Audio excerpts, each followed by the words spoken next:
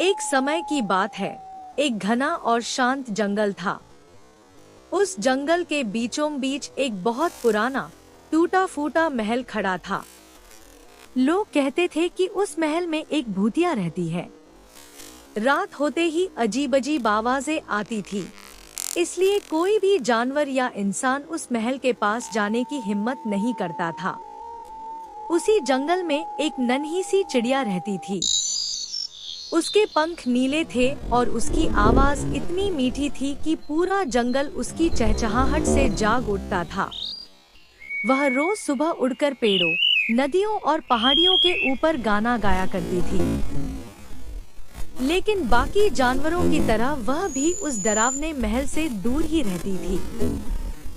एक दिन अचानक जंगल में जोरदार आंधी और बारिश आ गई। आसमान में बिजली चमकने लगी और तेज हवा चलने लगी। चिड़िया उड़ नहीं पा रही थी। तभी एक बाज ने उस पर हमला कर दिया। डर के मारे चिड़िया इधर-उधर भागने लगी और अनजाने में उसी पुराने महल के अंदर जा घुसी। महल के अंदर घना अंधेरा, ठंडी हवा और सन्नाटा था। चिड़िया डर के मारे कांपने लगी। तभी उसे एक धीमी और रहस्यमयी आवाज सुनाई दी। डरो मत, छोटी चिड़िया। चिड़िया ने कांपते हुए देखा कि एक सफेद साया हवा में तैर रहा है। वही थी भूतिया। उसकी आंखों में हल्की चमक थी, लेकिन चेहरे पर गहरी उदासी थी। चिड़िया डरते हुए बोली, क्या तुम मुझे नुकसान पहुंचाओगी?